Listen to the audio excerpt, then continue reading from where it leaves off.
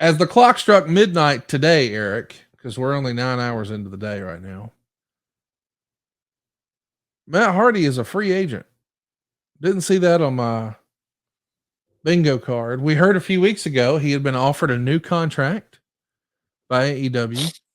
We saw over the weekend, Friday, Saturday, and Sunday, he and his brother Jeff had 7 hours of lines each day. So they're clearly over like Rover with the autograph crowd. Sean Ross Sapp broke the news right after midnight. Matt Hardy's officially a free agent. He's been in talks to remain with AEW, but his contract expired at midnight, and he said he's chosen to not sign a deal offered to him. We'll have more details as they emerge. So at least for now, Matt Hardy on the outside looking in.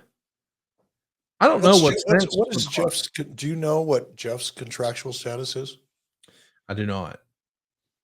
I assume that, he did miss some time there, so they may have added that time back in. But I also know they didn't come together, as you'll recall. Matt was first. Right. What do you would you be surprised to see the Hardys in WWE again? Yes. I would. But I said the same thing about CM Punk. I would only because WWE doesn't, and this is no disrespect to Jeff or Matt. Please, I know you people out there listening are going to take it this way because that's what you do. You take something that's meant to be an honest opinion or observation in this case and twist it and turn it and make it sound like I'm burying somebody. I'm not doing that. What I am doing is pointing out that WWE right now is on a roll creatively, roster-wise. There's not a lot of holes. There's not a lot of need. So regardless of how talented someone may be, if there's not a need, if there's not a vacancy, if there's not a slot to be filled, it makes it a little more difficult. And I think right now with the stories, with the talent, with everything going the way it's going in WWE, I just don't feel that there's a big need, which is exactly what I said about CM Punk. And then they brought him in. So don't fucking listen to me. You can ask me questions and I'll go on and on and on and give you my opinion. But clearly I'm not right all the time. About 8% of the time I get it wrong. 7 and change. 7%, 7.64%, I think is where I'm at right now. I'll get something wrong. That being said, I don't see it. I really don't. I can see, especially Matt. I think Matt's a good teacher. Matt likes to teach. He's passionate. Could I see him working down at the Performance Center? Absolutely. But in the ring again, competing, I just think the injuries, time, the things that happen naturally over time as you age, I just don't see it. But like I said, hopefully I'm wrong for their sake, especially he's not under contract right now. I got to think their last match is going to be in WWE. Well, it would be a beautiful setup if that's possible. It's kind of what I was asking about, why I was asking about Jeff. Yeah. Matt going back to WWE on his own, I think is less likely. Matt and Jeff, if Jeff's available, more likely because of what you just said. Now, I didn't think of that, last match kind of send off retirement, but definitely could see that. Well, we'll stay tuned and see what happens, but I know we're all going to be tuned in this Wednesday. I can't believe this is real, but boy, what a crazy week this was last week. We saw on Monday, Vince McMahon responded to that lawsuit from January, and boy, he overshared. And he was using the MLW attorney who just beat WWE. And that's fascinating, right? He sold another $100 million worth of stock. And then Punk went on Ariel Helwani and just burned it down and did one crazy promo after another. I mean, just spilling the tea, as the kids would say. Fast forward, kind of a big night for wrestling on Friday night with a big SmackDown and then the Hall of Fame where Paul Heyman took his rightful spot. Great, fabulous speech there. But then 2 nights of WrestleMania, and somewhere lost in all of that was the fact that Collision was actually taped right after Dynamite on Wednesday. And it aired right after Alabama got the shit beat out of them in the Final Four on Saturday night. So it started at 11:30 Eastern, but more than halfway through the show. So well past 12:30 Eastern, we're in the middle of the night now.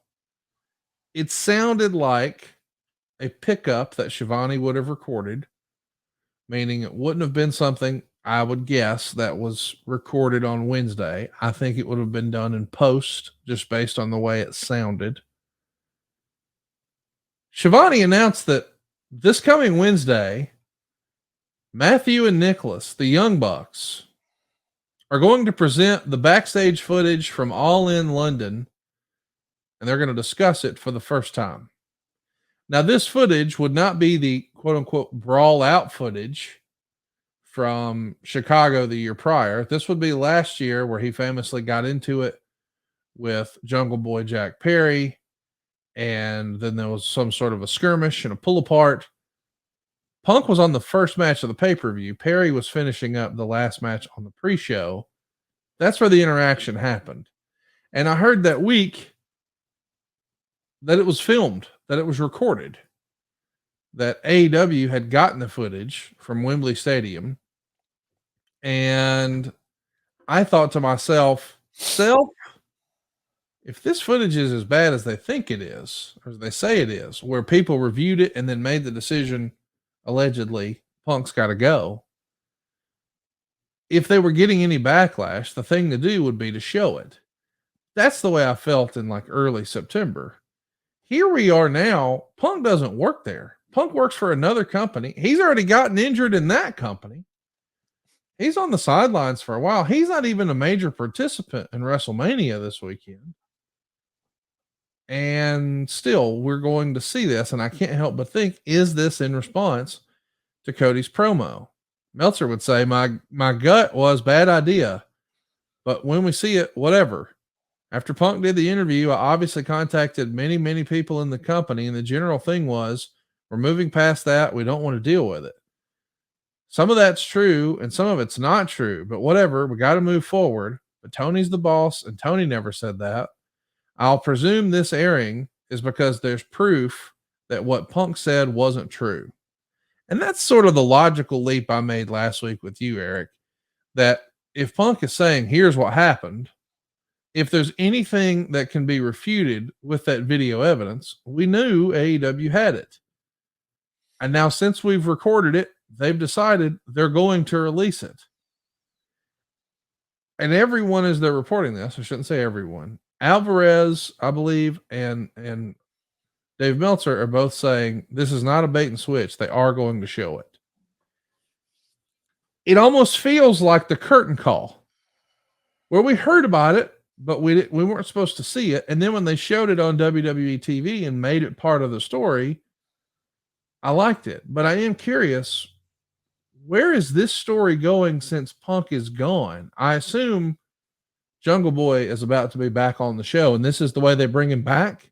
That's the only thing I can think that makes sense out of this, Eric. That doesn't make sense, though. I mean, I know what you're saying.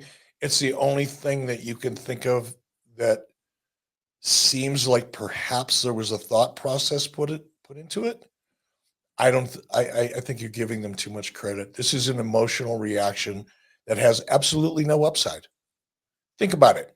If the footage, and I'm not real knowledgeable of this situation, right? But if the footage that we're going to see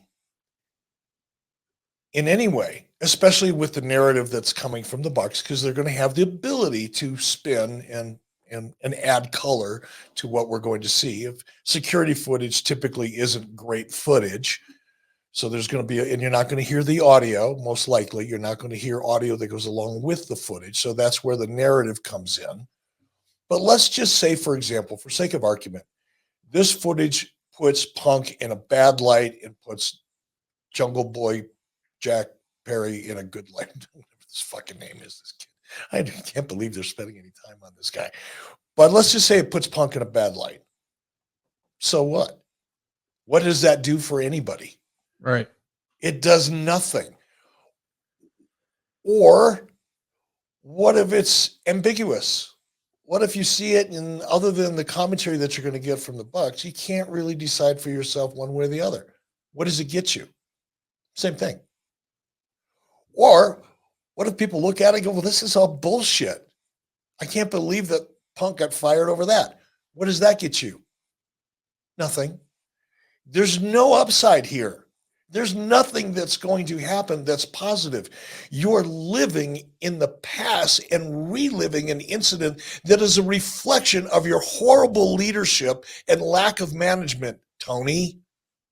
You created that backstage environment by not being a leader, by not having management in place, by allowing this kind of thing to go on, because this isn't like the first and only time. It's just, I don't know. It's the most bizarre thing. I don't know that, I've said as hard as I can be on AEW, when I point out their lack of storytelling ability or lack of ability to even format a television show, just fundamental shit. I talk about those things all the time. In the back of my mind, I'm hoping that eventually somebody's going to go, okay, let's just try what he says. Let's just put a little more emphasis on story. Let's go buy a book and read about what it takes to build a great story and see if we can do it. I'm hoping that a light bulb is going to go off in somebody's head and they're going to, maybe we can, I got an idea. Let's try this. Because what we're doing here at AEW is not working. You're not only not growing your audience, you can't hold on to the one you started out with. They're leaving in droves. We had on Wise Choices, Ant Evans, YouTube expert, guy that built the UFC's YouTube channel, as well as others, knows this shit. We talked about where AEW is on YouTube and where it's been over the last 6 months. We know where it's been? It's been falling off a fucking cliff. So Dave Meltzer likes to say, well, you can't judge by ratings, and the company's way more successful than the ratings reflect because, fewer people are watching television. No shit, Sherlock. That's been a conversation that's been going on in the television industry for, I don't know, 12 years or more. It's not news, Dave. You don't have to study anything, Dave. It's right there in your fucking face. But guess what? Even if that was the excuse that people want to buy into, because when it comes to AEW, a lot of people want to buy into excuses and spin and ridiculous ways of doing math. But even if you wanted to believe it's true and, those ratings are going down because fewer people are watching television. Okay, well, what about YouTube? Is that a dying medium, Dave? Is it an outlier for some reason? It's not. It's just another indicator like live ticket sales. AEW is having a hard time selling 3,500 tickets for Dynamite. I mean, come on. It's impossible for me to think of ways that they can do things more incorrectly and miss the mark any more than they already have. But they keep coming up with the shit. Like, I don't know, let's show footage from the security cam at Wembley that happened, what? Is that 6 months ago? 5 years ago? However long ago that was? Who cares? It's history. And all it's going to do is make you look bad. The question is, how bad is it going to look in how many different ways? It's just bizarro to me, man. Bizarre.